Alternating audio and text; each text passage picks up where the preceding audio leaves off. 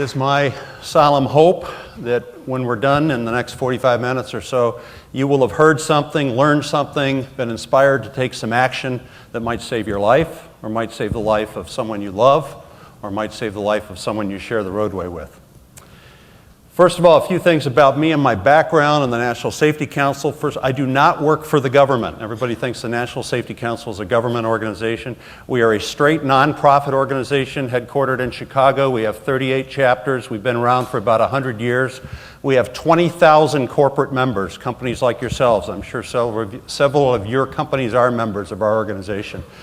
Our goal is to reduce deaths and injuries by preventing accidents in the workplace, in our homes and communities, and on our roadways. And I'm responsible for 2 traffic safety initiatives, teen driving and distracted driving.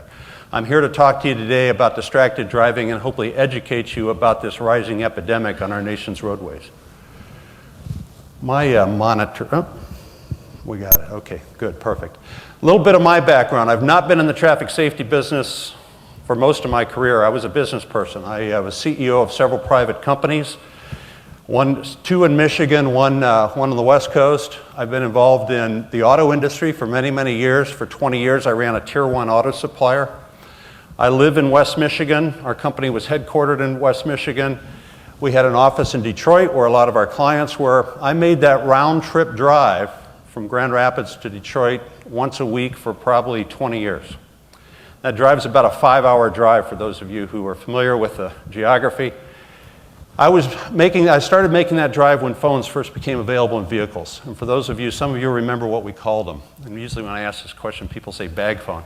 Bag phone was actually the first portable phone. If you think about it, we called them car phones. The word cell didn't come around for a few years. Why do we call them car phones? That's the only place you could get them, was in a car. Now think about this for a minute. Here we have a multi-billion-dollar worldwide industry that started on the premise of a phone that we would use while we're driving, an activity we would do while we're driving. We're now finding out that the two may not mix, and I'm going to educate you on that a little bit today.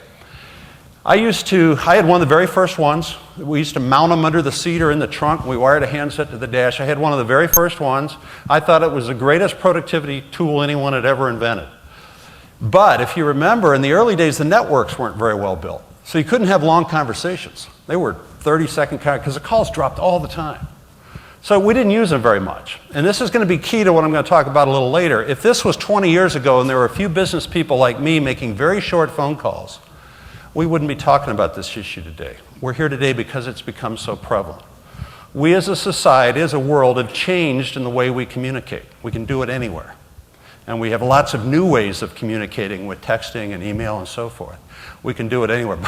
I'll tell you a real quick story. We had an office in Midland, and Dow Chemical was a client, and this was probably in the late 1980s. I can't remember for sure, but I had a partner, and he came to me and he said, "Dave, Dow is requiring us to have this system called email." And I said, "What's email?" He said, "Well, instead of making a phone call, you type it out." And I said, "Oh, well, why wouldn't we just make phone calls? That's the stupidest thing I've ever heard of." And now look where we are today, hundreds of emails every day. Shows what I know. Anyway, technology's moved, we communicate differently, and we can do it while we're driving. And that's causing some problems.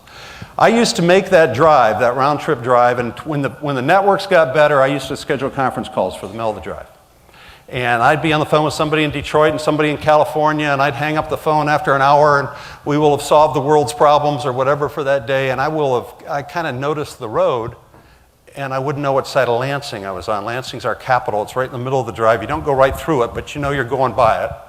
And until I saw a mile marker or something, I wouldn't know what side of Lansing I was on, if I'd gone through it or not.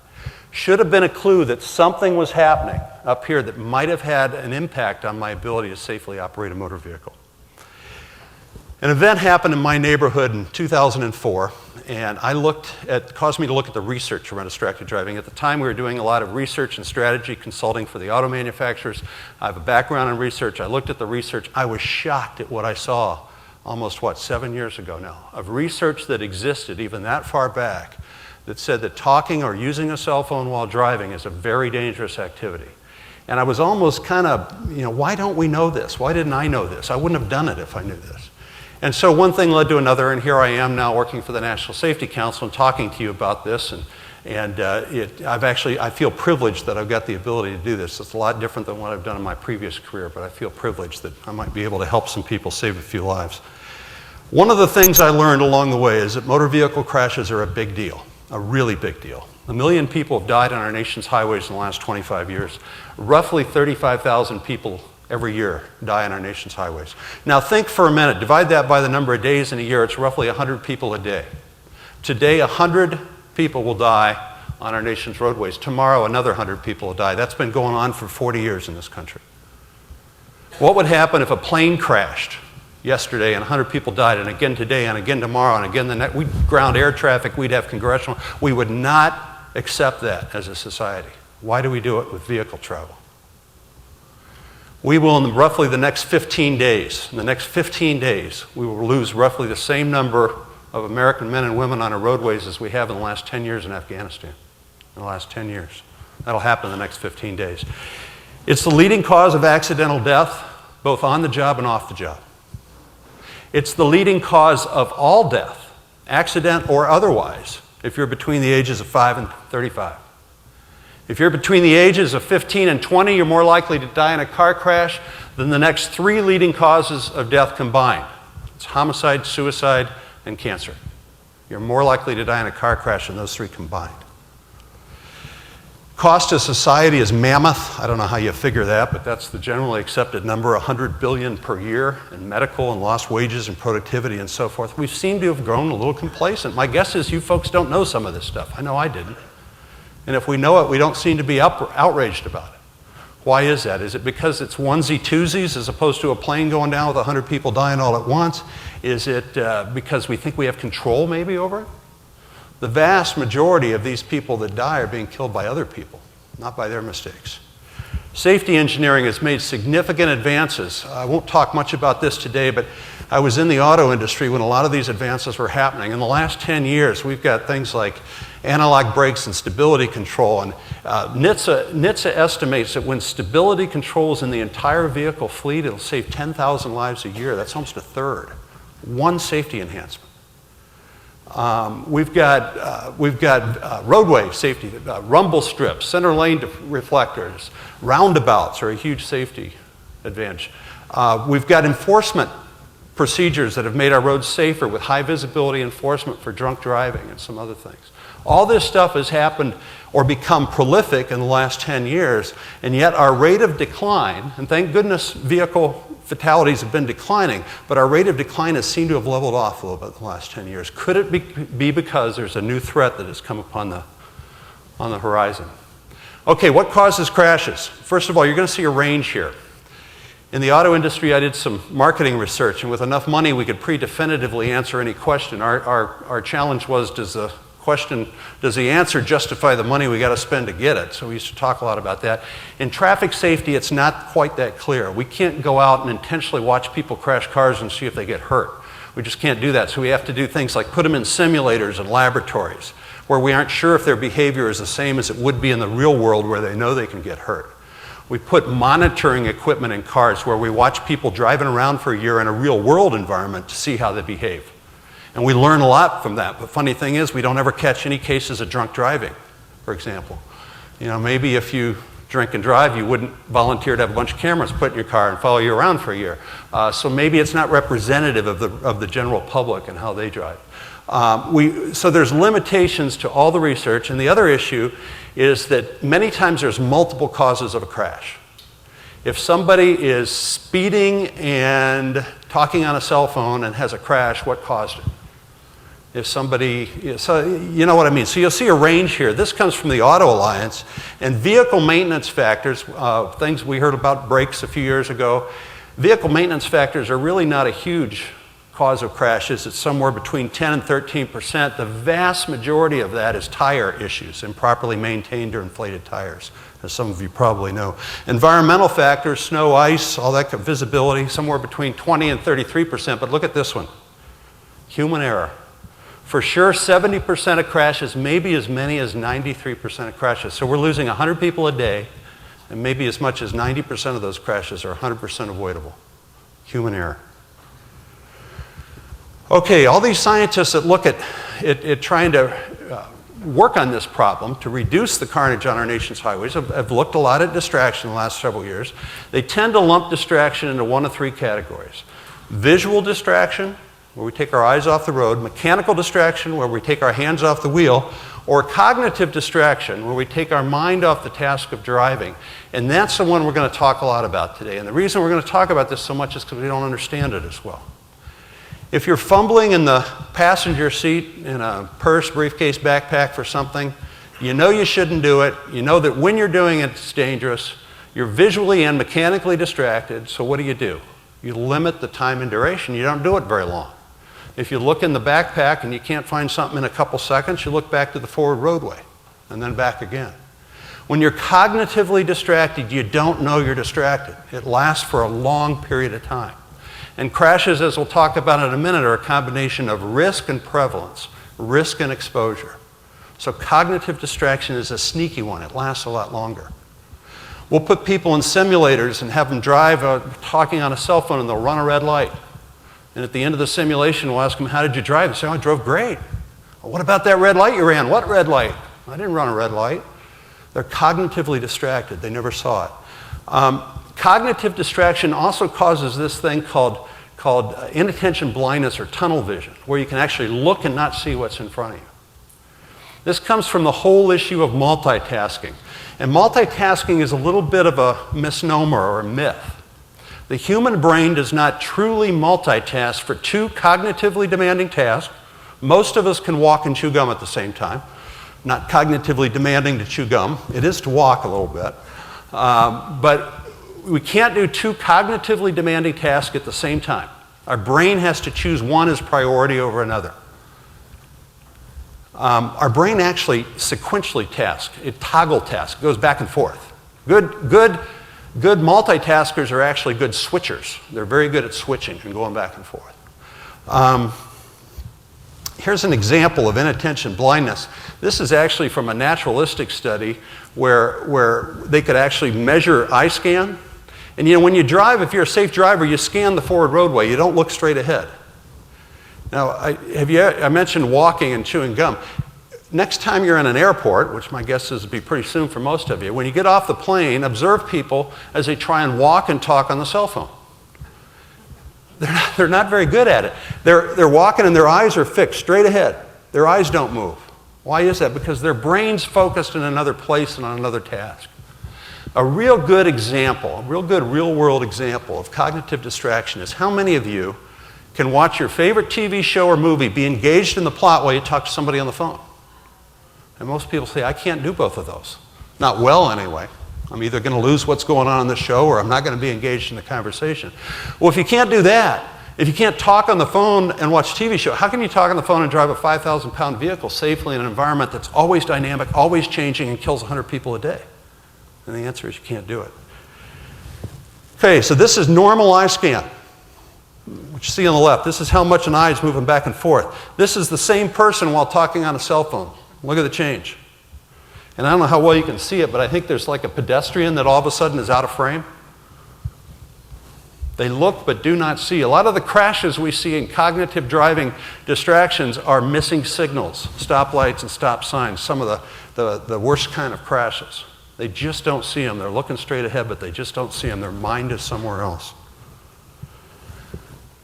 Okay, folks who study these distractions come up with what they call an odds ratio. This is a way to kind of rank how risky various distractions are. The way to look at this is if you're reading while driving, you're 3.4 times more likely to crash than if you weren't reading while driving. If you're reaching for a moving object or turning around in the seat, look in the back seat, it's very dangerous. You're approximately 9 times more likely to crash. If you're talking on a phone, you're 4 times more likely to crash. Now remember I said all these research methodologies have weaknesses. We've got some that are as high as about 6 or 8 times more likely to crash. We've got 1 or 2 down in the under 2, between 1 and 2, 1.6 I think. The vast majority of these studies come in right at 4 times. And at the National Safety Council, what we do is we look at all the research around traffic safety and distracted driving, and we see if there's kind of a convergence of data. We think there's a pretty strong convergence around this 4 times. We think that's pretty accurate. Texting, you see I've got 8 to 23 times. We've only got 2 studies so far. Texting, believe it or not, is kind of new. It seems like it's been around forever. I've been doing this presentation for a while. 2 years ago, I would have to stop now and explain to this audience what texting was, because most of you wouldn't have understood. That's how fast that's changed. We don't know for sure where that's going to fall out. I think 8 times was a simulator study and 23 times was a naturalistic study. It'll be somewhere in between. Either way, it's really, really dangerous, because that's cognitive, visual, and mechanical. It's all three. But that's only half the story. Remember I mentioned this earlier? Some of these naturalistic studies with the cameras in cars have actually caught people changing clothes while driving down the road. You people who laughed have done it before. That's the only reason you would laugh at that. I know, right? It's after work, you're on your way to a golf match or a softball game. They're changing clothes while driving down the road. That is off the charts dangerous. I don't know what the odds ratio is, but it's huge. Why are we not talking about that today? Why are we not too concerned? Because not many people do it. Thank goodness, right? So prevalence and risk exposure is huge, and that's the part of this issue, especially around cell phones, that kind of gets overlooked. Just like everything else in traffic safety, we don't have a great way to measure this. How do you know how many people are on a phone at any given moment? How do you know how many people are texting at any given moment? The Department of Transportation, through NHTSA, once a year sends about 20,000 trained observers out to intersections around the country. And they're trained observers, and they look at 2 things. They look at seatbelt use. I think there's some federal dollars attached to that for certain states. They look at seatbelt use, and they look at cell phone use. They obviously can't see a hands-free conversation, so they do representative polling in each one of those locations to say for every person on a handheld phone, there's 0.4 people or whatever it might be on a hands-free phone. And these are the most recent prevalence numbers we have. They're from 2009. The 2010 numbers ought to come out pretty soon. But in 2009, they observed less than 1%, about half of 1%, manipulating a phone. Now, they don't know if they're texting or dialing, but the odds ratio of crashing can be pretty similar, I would guess. So about half of 1% at any given moment, that's what, 1 out of 200, were manipulating a phone. But look at talking on a phone, 9%. Almost 1 out of 10 drivers at any given moment on a roadways is talking on a phone. Most people don't think that's a high number. In fact, a lot of people think that sounds a little low. Unfortunately, I believe that the manipulating, the texting number has probably gone way up in the last year. But now, if you take the odds ratio of crashing, which we have from many, many studies, and if you take the prevalence, everything else is pure mathematics. We know how many crashes there are, and we can come up with a likelihood of how many crashes involve these activities. And this is what the National Safety Council determined about a year ago based on these numbers, that about 100,000 crashes, or 2% of all crashes, this is 2009, remember, involve texting. But look at this. 1.2 million crashes, or 21% of all crashes, involve talking on a cell phone while driving, for a total of about 1/4 of all crashes. Now, these are crashes. We don't know what the odds ratio of dying is, so we can't tell you about fatalities. These may be more serious or less serious crashes. We don't know this. But we think these are pretty good numbers. I want to share a couple research studies with you. The Insurance Institute for Highway Safety in 2004, this is one of those studies that I looked at back in 2004 when I first looked at this stuff. The Insurance Institute for Highway Safety, good, highly respected organization, looked at this back in 2004, and they did what's referred to as an epidemiological study. They wanted to see if there was a correlation between cell phone use while driving and personal injury crashes. So they hung out in emergency rooms, and when people came in who were slightly, I say slightly, not seriously injured in a car crash, they put them in the study provided they knew the exact moment in time of the crash and they could get cell records. Now, the only place they could get cell records happened to be in Perth, Australia. I shouldn't say the only place. They couldn't get it in North America, so they ended up doing the study in Perth, Australia. Large city on the western side of the continent. At the time, it had a handheld ban. You could legally use a hands-free phone, but you couldn't use a handheld phone. But they had people that were using both in the study. Okay? Over about a year, they collected about 800 or 900 study participants. They did what's referred to as a case crossover evaluation, and here's what they came up with. They were one of the first to come up with a 4 times odds ratio of crashing while being on the phone, and in this case, it was a personal injury crash. Now, what was interesting, another epidemiological study had been done a couple years earlier in Canada, came up with the exact same 4 times odds ratio. And they looked at property damage crashes, not personal injury. We've got a whole bunch of studies since then that have come in this 4 times. That's why we think it's a pretty good number. Secondly, the risk was exactly the same, regardless of whether they were on a handheld or hands-free phone. Now, some of you are saying, wait a minute, I thought hands-free was safer. We've looked, there's been at least 25, maybe as many as 30 studies, good peer-reviewed studies that have tried to come up with a safety benefit to hands-free devices. We don't know of any. Why is that? Okay, based on what we've just talked about. Think about this for a minute. What do you do when you're on a hands-free device? You put one hand back on the wheel. You put one hand back on the wheel. Nothing else really changes. We've been driving manual transmissions for years and haven't been worried about taking a hand off the wheel. Now, yes, are you safer with 2 hands on the wheel? Of course you are. But that's all we're really doing. The cognitive distraction does not change at all. How many of you can watch your favorite television show, be engaged in the plot while you're talking a hands-free phone to somebody? Does it make any difference if you're holding it or you're talking? No. The cognitive distraction stays the same. And the cognitive distraction lasts longer. Now, when we are dialing a phone, no doubt we're more dangerous because our eyes are off the road. But in that 2.5-hour trip to Lansing, or excuse me, to Detroit I used to take, in the end when I was using my phone all the time, I was probably talking for 2 hours and dialing for 1 minute. So back to risk exposure, right? When we look at it and put it all together, we can't see a difference. Because the risk might be greater, but it's very, very short-lived.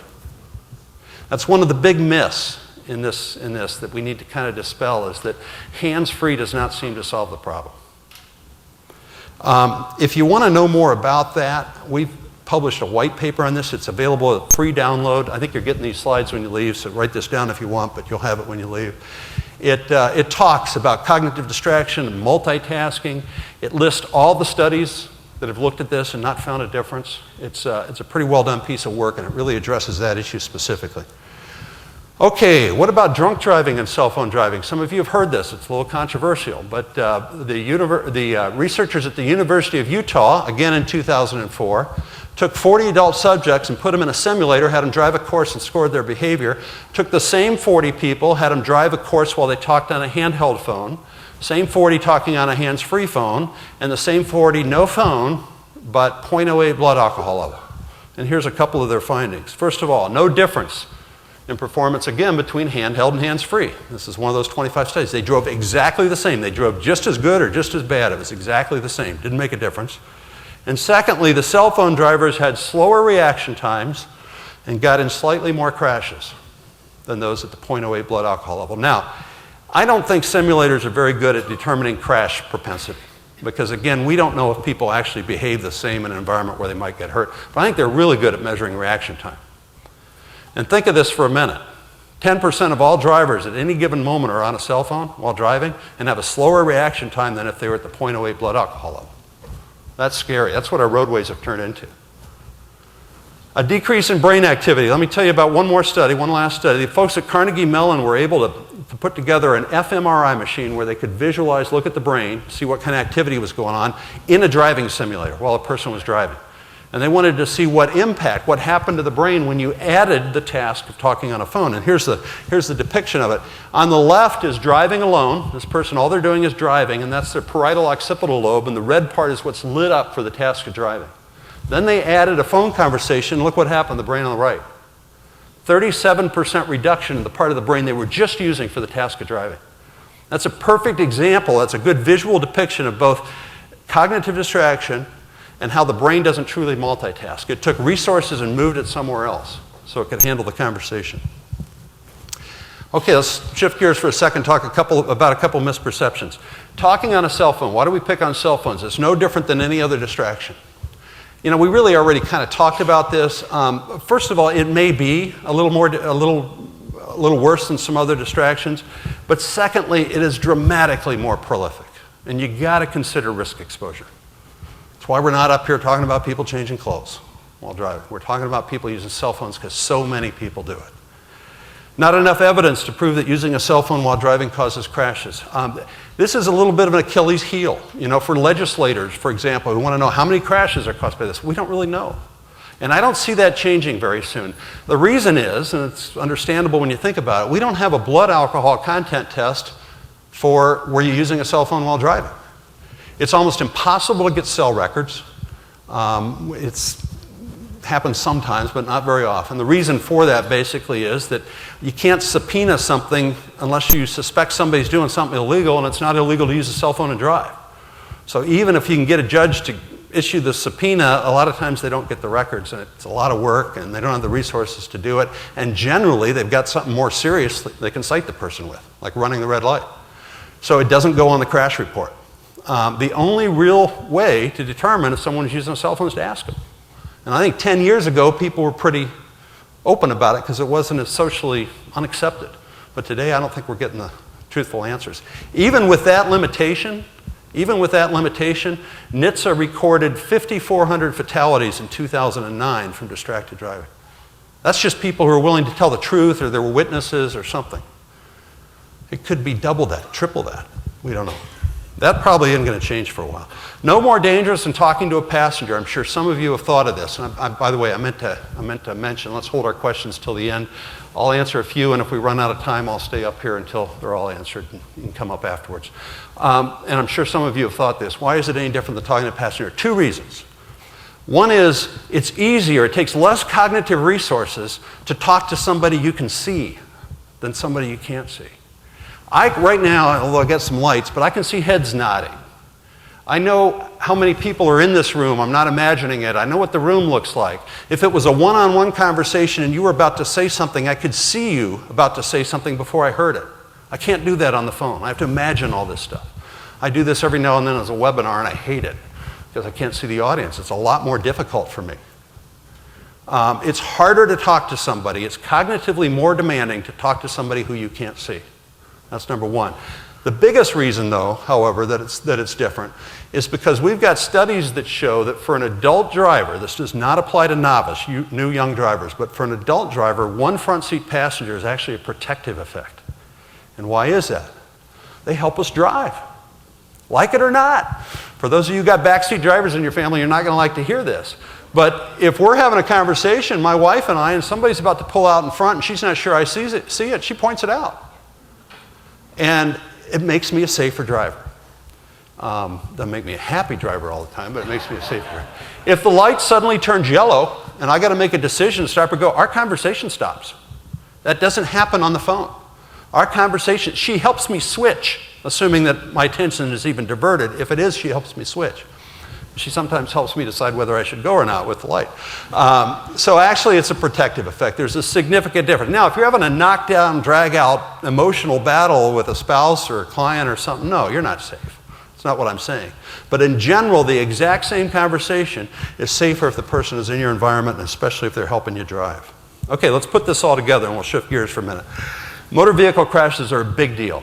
Right? 35,000 people a year, 100 people a day, leading cause of death if you're between 5 and 35. Human error causes most crashes. Cell phone drivers are 4 times more likely to get in a crash.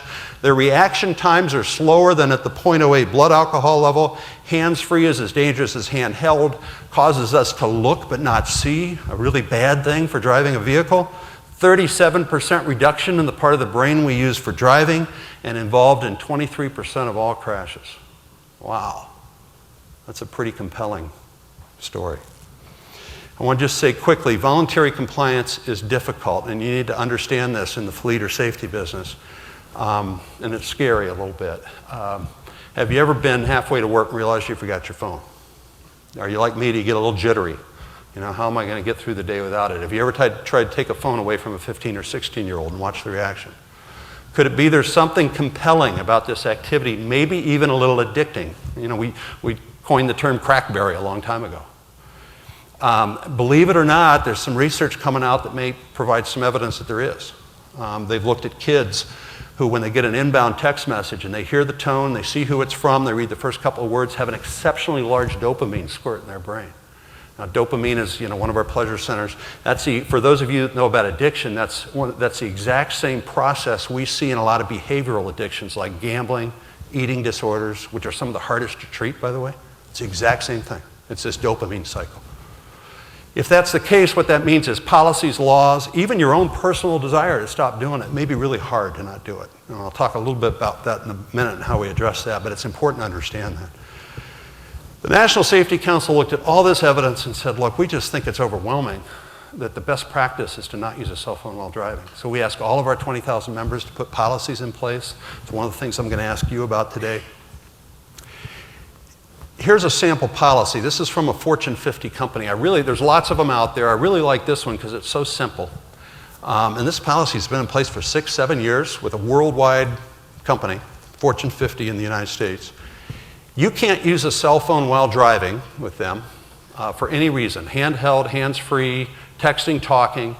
If any of the following 5 conditions exist, any one of them. First of all, if it's a company-owned or leased car. Secondly, if it's your car, but you're using it for company business. Thirdly, if you're on company property. Fourth, if it's a company-owned or leased phone. Or lastly, if it's your phone, but you're using it for company business. Very straight, simple, and straightforward. This company has a zero tolerance policy. It's been around for a while, so their employees know exactly what to expect, but they look at it as the same as they do drunk driving. If you're caught, pretty much one strike and you're out. If any of you are interested in looking at policies, and I strongly recommend that's one of the takeaways that you look at. I know it's not easy to do, it's a mammoth paradigm shift, but if you are, again, a free resource from the National Safety Council, you don't have to be a member. You can download this, and it's got policies and presentations for employees and posters, and how do you convince your CEO that they need to do this, and that's available to you, and I encourage you to use it. Here are a few companies that my guess is a few of you might even be in this room who have policies in place. Now, one of the things I found out when I got into this business, I was a little surprised. It's a little harder to collect this information than I thought it would be. So you can ask somebody if they have a policy, and if they have a handheld policy, they think they have a policy, or some may have a policy that only pertains to a certain small group of employees and not to all. But I think the companies on this board, the vast majority of them, have total ban policies. The oil and gas industry led the way on this. Both Shell and ExxonMobil say they were first back around the year 2000, 11 years ago. A lot of this research exists, and they looked at it and said, this is the, I know the folks at ExxonMobil who put the policy in, and their safety engineers looked at this issue and looked at the research and said, this is the single most dangerous activity that our people engage in any part of our company worldwide. And they put a total ban policy in place. Okay, I want to touch on the issue of productivity. You know, the only pushback on this is, my gosh, I make my living in my car. You know, how am I going to do this? How am I going to put food on the table? I would have sworn to you, I made a decision after this event in my neighborhood to stop using my cell phone. And as I mentioned, I was one of the very first users. It was really, really hard to do, okay? You forget to turn the phone off and it rings and you wonder if it's a kid in trouble or the meeting you're on your way to has been canceled. You have to look, you know? I think even an inbound email or text is even more compelling. I actually got in the habit for a month or two of putting my phone in the trunk as I got to the car. That was the only way I could stop doing it. It's easy now that I'm used to it. It's not a problem. But it's hard to do. So we went out, and I also would have sworn to you that productivity was going to drop. You know, that was going to lengthen my days and I wouldn't be as productive. We went to, I think, 10,000 of our members 2 years ago, and we asked them to reply to a survey. We got 2,000 responses. 470 roughly had policies in place. This was 2 years ago. That was a pretty big number, I thought. 36% who didn't plan to have policies. Look at this. We asked them about productivity. Only 7 of the 469 companies thought productivity had decreased. Now, we could talk for a long time about this. I've got several other studies. I think I've got one coming up where we looked at Fortune 500 companies. They're all saying the same thing. They're not only saying productivity didn't decrease, look at the next one. 10% of the companies, 46%, thought it had increased. Now, yeah, I looked at that and said, what? How can productivity increase? The answer is we don't know. We're going to try and do some case studies and see if we can get more definitive answer. We've heard it so many times, we think there must be some truth to it. I can speculate, just real quickly. When I was on the phone, all those incredibly vital, important business calls, a lot of them were just me passing time because I was bored and I was passing time with my colleagues back at the office. So their productivity was being impacted. Secondly, when I got out of the car, I didn't realize then, I realize now, when I got out of the car, I was substantially more stressed than I am today. When I get out of the car, I'm much more relaxed. I'm not trying to juggle 2 cognitively demanding tasks for a couple hours while I drive. Some early research that says business decisions made in a high multitasking environment aren't good decisions, have to be undone. So that's speculation, but those might be some of the reasons. Same thing, Fortune 500 companies, 19% said productivity had increased. Only 7% said productivity had decreased. We think about 20% of all Fortune 500 companies have policies in place, total ban policies in place. We could have a whole presentation on liability. I don't like talking about it, but it's because it's kind of the stick approach, but this is a big deal. And if you guys got any risk managers, they better be on top of this. This is a big deal. We know of a lot of awards already, and most of these are confidential, so we don't know a lot. It's happening more and more every day. You can't plead ignorance anymore. I mean, if you didn't know some of this stuff before I came, you should have, because a lot of it's out there, and you just can't plead ignorance. And if you have business practices that encourage people to be on the phone while driving, like conference calls when you know most of your salespeople are going to be on the road, you have a mammoth risk at your hands. If they have a crash and they kill somebody, cognitive distraction type thing, and they were trying to make money for you and risking the public's life while doing it, lawyers and juries are really having a heyday with that. Okay, several ways to approach this. Don't have time to talk about all of them today. My key message to you is really consider a policy. Legislation is another way, other education. But another thing is engineering and technology, and I actually noticed one of your sponsors is one of these companies. It's a great example of American ingenuity and free enterprise. As these data have become available, companies have said, hey, the rapid adoption of mobile communications technology got us into this problem, maybe it can get us out of it. And so they've been creating products that will either disable your phone or send text messages back to people when you're driving that tells them you're driving. There's one particular product that I was involved with that will reside on the wireless network. It's not an application, it actually resides on Verizon, Sprint, whatever. And if you call me when I'm driving, you would get a message that says something like this. Hi, or it appears Dave is driving. Press 1 to go to voicemail. Press 2 to send an emergency voice page. Or press 3 to have your call automatically connected at the end of Dave's journey. So it doesn't just disable the phone, it gives you a way to communicate with me. If I'm on my way to a meeting and you need to cancel it, you press 2, I get an audible alert, tells me 2 things. The inbound caller knows I'm driving and still has to talk to me. So either I can listen to a message, which isn't a two-way conversation, or I can pull over and take the call in a safe place. Those products will be on the market. In fact, while I was sitting at the previous speaker, now it's going to sound like I was using my cell phone during that conversation, but previous speaker, I got a buzz and I had a note from Sprint, and they're offering a product. Just got it about an hour ago, product similar to that. So these products are available. One of those companies, Zoom Safer, I think is one of your sponsors. The technology, I don't know if anyone from Zoom Safer is here, but the technology is still evolving. There's still some bugs in it. But it's kind of like ignition interlock systems. Can you imagine the day when we walk up to the car and we put our hand in the door handle or on the steering wheel or on a gear shift knob? It takes an instantaneous blood alcohol reading, and if we're over the legal limit, we can't drive the car. And the day when it always works, and it's seamless, and there's no false negatives, and it's in every car in the fleet, drunk driving will be like polio. It'll be gone. We can do that a lot quicker with this issue, with at least distraction from wireless communication devices. I want to talk about how the public feels about this. I want to give you a quick challenge, and then I want to share with you just a couple stories, and then I'll take some questions. I've been watching these polls for a long time. The public is really getting sick of cell phone drivers. Just a year ago, for the first time, I saw more than 50%, and these are nationally representative polls, that said all cell phone driving ought to be banned. I think it's a pretty significant number when you get over 50%. We've been up around 80, 90% for texting since day one, but people are starting to understand the cognitive distraction message a little bit more. This is from a major public website, and I just want to read you parts of it. Scientific research on the subject of wireless phone use and driving has been conducted worldwide for several years. According to NHTSA, the research indicates that using a wireless phone while driving degrades a driver's performance, whether it's a hands-free or handheld wireless phone. They go on at the bottom to say, for your well-being and the well-being of those around you, you should consider turning your phone off and allowing calls to go to voicemail while you're driving. I don't have any more power bars. Anyone know who might say that on their corporate website? Close. That's on Verizon's website. Must be some truth to this stuff. Now, here's a company that makes money off minutes. Must be some truth to this stuff.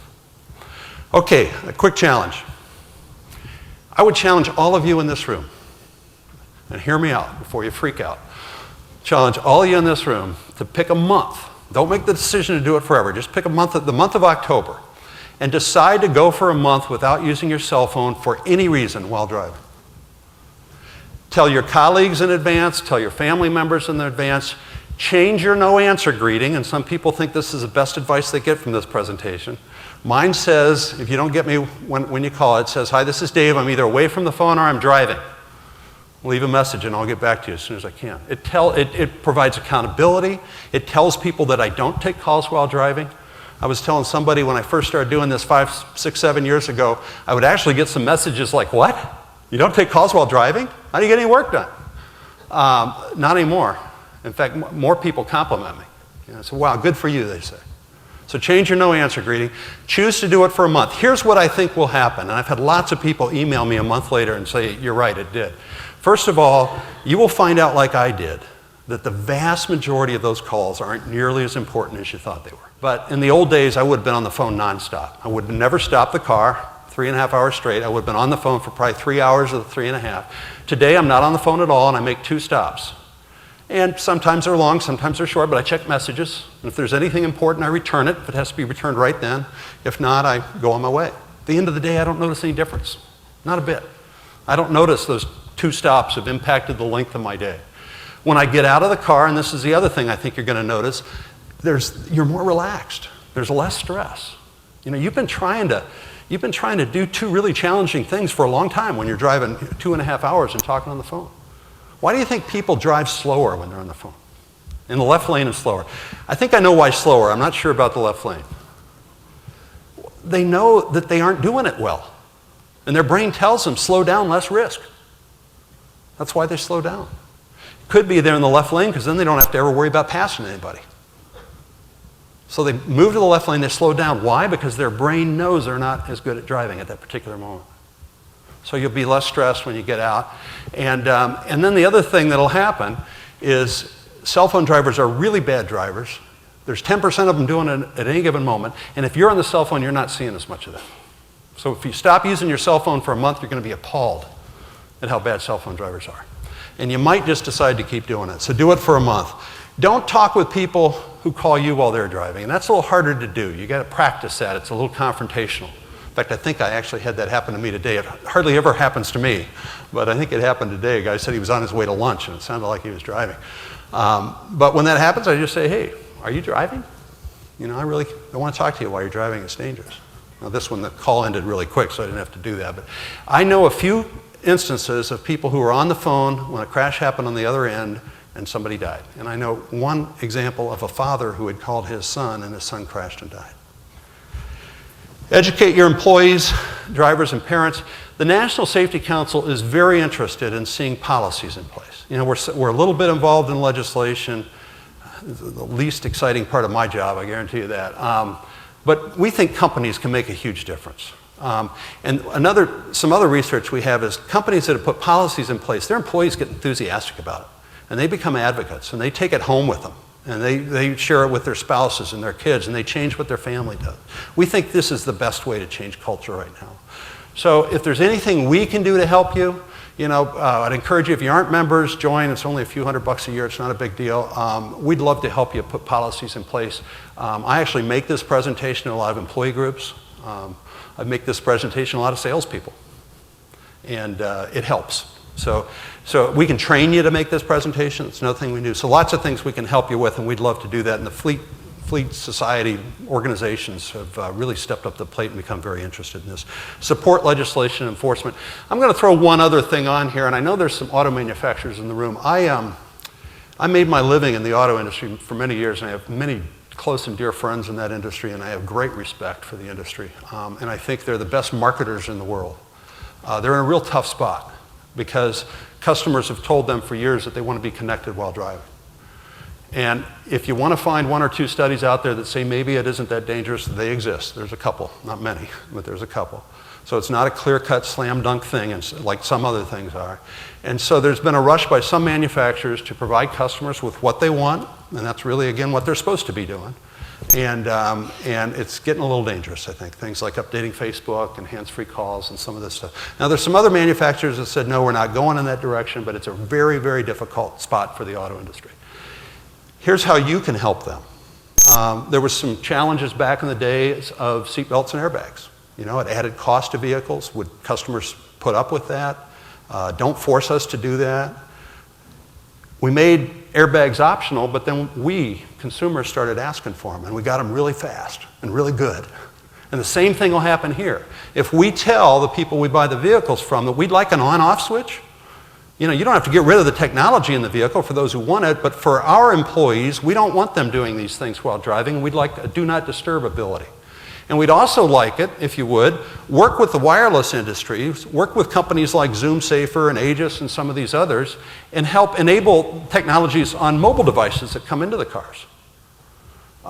If you do that, I think we'll see some quick changes. Okay, I want to tell you a few stories. You know, we can talk about facts and figures for a long time, but unless you put a human face on this, it's just research. And I've been doing this for a while, and I've gotten to know a lot of these families. This was in upstate New York in 2007. 5 young girls had just graduated from high school. They were all 5 going to college. They were all 5 on the cheer squad. They were very close friends. Their vehicle crossed the center line and hit a tractor trailer head on, and all 5 died. And cell records showed that all 5 of them were texting prior to the crash. Jason Norling, 38-year-old cop in Houston, doing what cops do, writing a citation on the side of the road. If I was a bicyclist, pedestrian, motorcyclist, or police officer, this threat would be especially concerning to me because you're so unprotected. And distracted driver on a cell phone clipped him and killed him, 4 years ago in Houston. Margay Ski, I know Margay's mom, Elisa, very well. Margay was on the 2nd safest form of transportation in the world. That's a school bus. Airlines are the safest. You put your child on a school bus, you expect them to come home safely. This was in the middle of Florida. It's a 2-lane highway. It was a wide open space. There were no visibility issues, broad daylight. The bus was stopped at 4 o'clock in the afternoon, letting kids off. The flashers were going. And a truck driver who was over his hours of service and fatigue, you remember I tell you many times there's multiple causes, but also talking on his cell phone, rammed into the back of the bus at 60 miles an hour, pushed it 700 yards. Remarkably, no one was killed by the crash. Bystanders were able to get all the kids off. They were going back from Margay. She was the last one on the bus, and the bus burst into flames. And they believe she probably burned alive. Her mom actually carries a pendant with some of her ashes around with her, and she talks about the issue of distracted driving wherever she goes. Katie Ann Reynolds, beautiful young gal in Omaha, Nebraska, coming home from a movie. Another young person talking on a cell phone, or texting, I guess, ran a red light, killed Katie. Her parents, Rob and Sherry, sold their business and work on this issue full time. And they do a wonderful job of it. Erika Forney was pedaling her bike home the day before Thanksgiving break in Fort Collins, Colorado in 2008. She was right around the corner in a residential neighborhood. Her mom says she was 15 pedals from home and didn't see Erika and hit her, and Erika died on Thanksgiving Day, 2 days later in the hospital. Oprah Winfrey got very involved in this issue a year or so ago. She took her entire film crew out to the Forney's house. Shelley is heavily involved in this issue, speaks on it all over the country and especially in Colorado. Jay and Jean Good, in 2008, in May of 2008, attended the graduation, their daughter's graduation from college. It was a small college in western Pennsylvania. JC graduated summa cum laude. It was a wonderful day. When it was over, the 3 of them were driving back to the other side of the state, to their home, a drive they'd made for 4 years. They were stopped at a red light. A young man ran a red light while talking on a cell phone. Truck driver swerved to miss, hit their vehicle head on while it was just sitting there. Jay and Jean died on the spot instantly. JC was given a 10% chance of survival. I'm happy to report that she survived. She's doing pretty well. She's got a closed head injury, and she's lost use of her left arm. 25 years old, engaged. Her and her fiance talk about this issue all over the country, especially in the state of New York, where they live today. Many of these families I just mentioned have formed an organization called Focus Driven. It's modeled after MAD. It's to put a human face on this issue. If any of you, I'll put in a plug for them, the NSC helped them get started, but they're a young organization, and if any of you are looking for a charitable cause to support, they're a 501c3. Their board is made up of some of these families I just talked about. Rob Reynolds from Omaha is their executive director. They're also available to come into your companies and tell some of these stories. It has a huge impact. I mentioned something that happened that got me involved in this issue. This was in Grand Rapids, Michigan in January of 2004. The two horizontal roads is actually a divided highway with two northbound lanes on the top, two southbound lanes on the bottom. The vertical street is a cross street, and the light was green for the cross street. And cars, it was a busy time of day, 4 o'clock, cars were bumper to bumper coming across the East Belt Line, which is the other road. The northbound traffic, as you can see, was stopped for what was the red light for them. But the southbound traffic, in the right-hand lane, there were 4 cars and a school bus stopped for the light. There was kind of bad luck. There was nobody in the left-hand lane. I would have pulled around the school bus if I came up on that, but there was nobody in the left-hand lane. And the driver of this red car was talking on her cell phone, looking straight out the window. We know that because the people in the car and the school bus saw her. And she blew past the 4 cars in the school bus, and she didn't hit the first car to come in front of her. She hit about the 4th or 5th car, bumper to pass in front of her. And the onboard crash recorder said she never touched her brakes. She hit it at 48 miles an hour, looking straight out the windshield. That's what I looked at, and I said, how could this happen? How could anyone make such an I don't care how good or bad a driver you are, how could you make such an egregious mistake? And then I start looking at all this information on cognitive research and inattention blindness, and I said, why don't we know about this? And the resulting crash killed a 12-year-old boy, and that was my son, Joe Teater, who it's been 7 years, and we still miss him every single day. So folks, this is real. This is happening to families all over this country every day. You can't believe the number of phone calls that Focus Driven gets of people who want to get involved somehow. It's a threat that there's no bad guys in this. You know, it's something. We built car phones. We built car phones. That's what we thought we were going to use these for. But we can solve this problem with education. We can solve this problem with good corporate policies, with personal responsibility. We can solve this problem with technology, and we need a bunch of advocates to do that, and I hope you all help me do that.